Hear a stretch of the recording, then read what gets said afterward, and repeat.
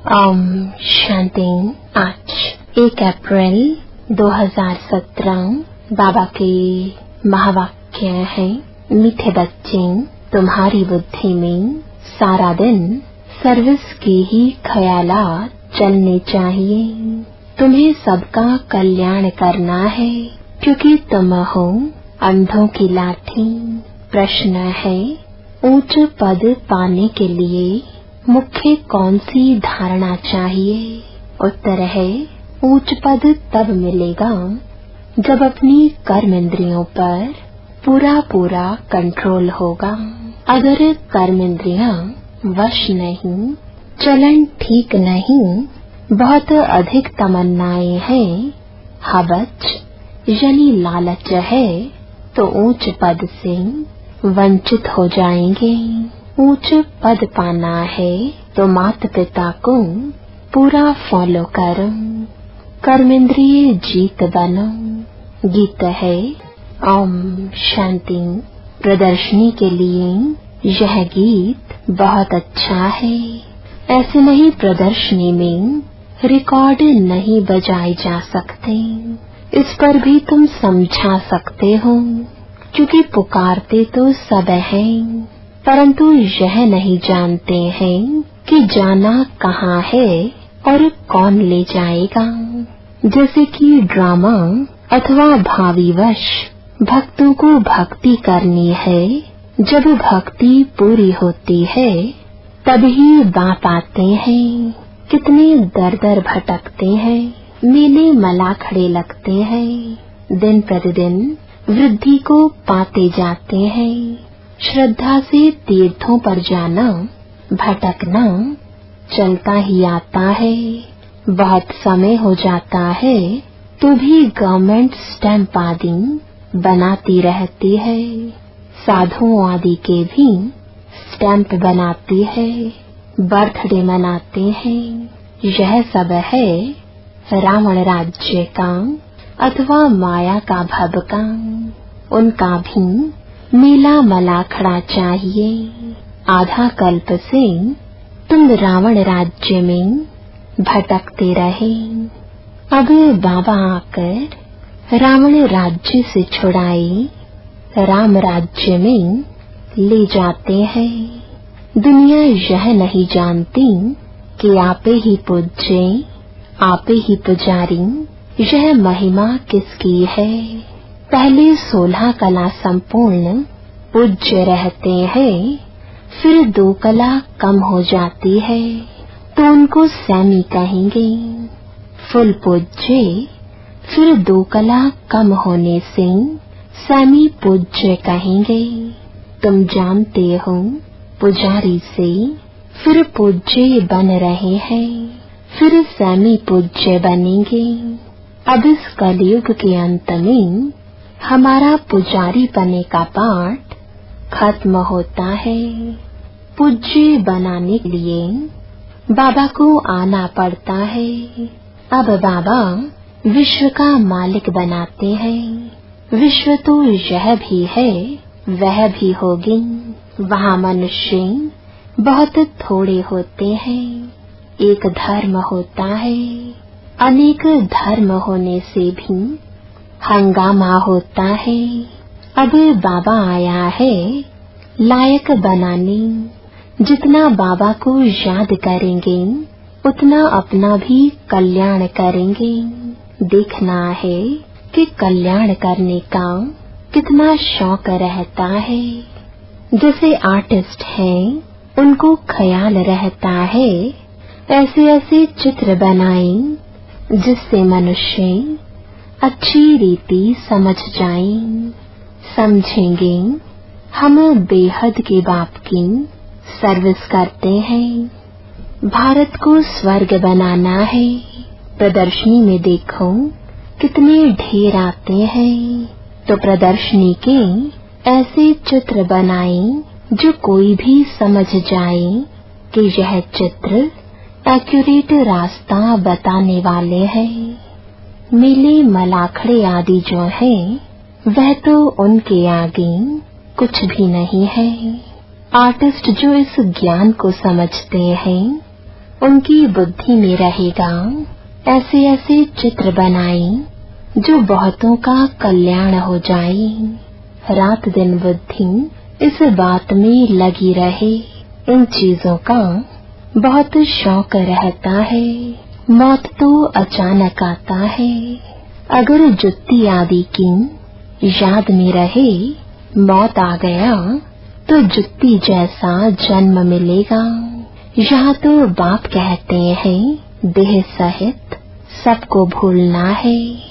यह भी तुम समझते हो कि बाप कौन है। कोई से पूछो आत्माओं के बाप को जानते हो?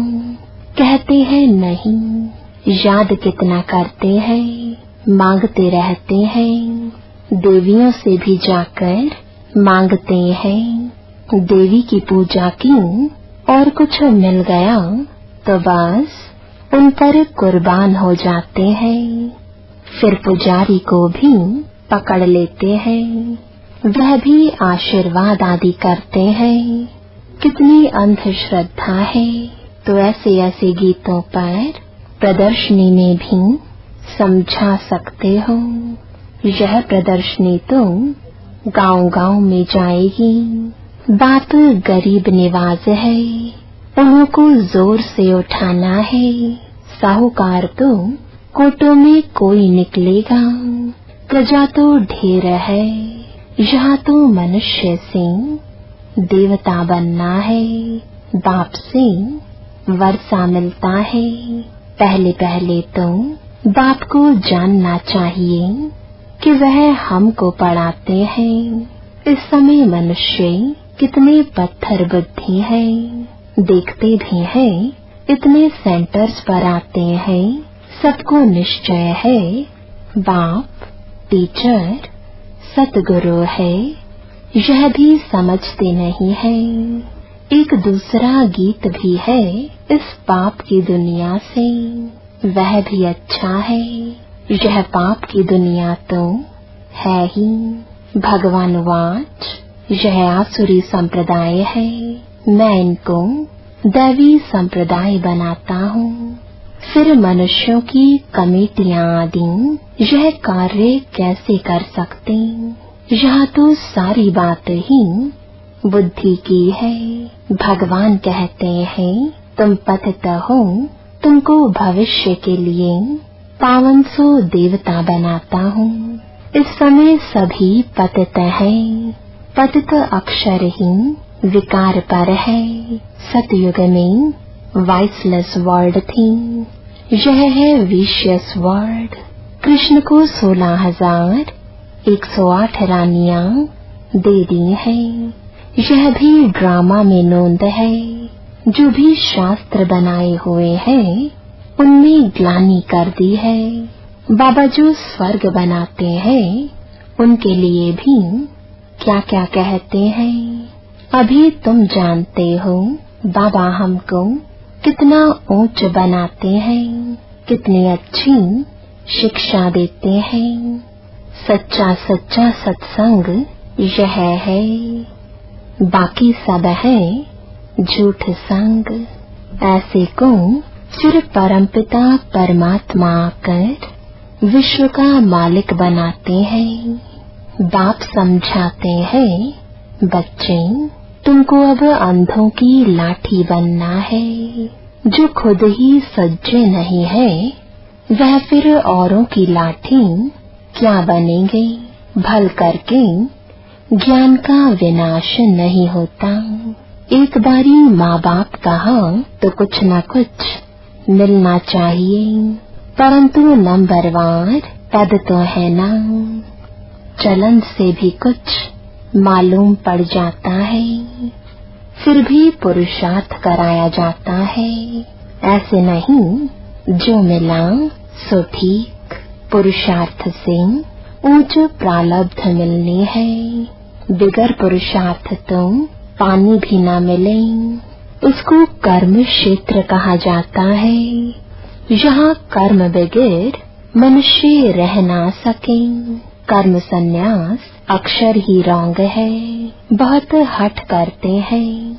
पानी पर आग पर चलना सीखते हैं, परंतु फायदा क्या मिला, मुफ्त आयु गवाते हैं।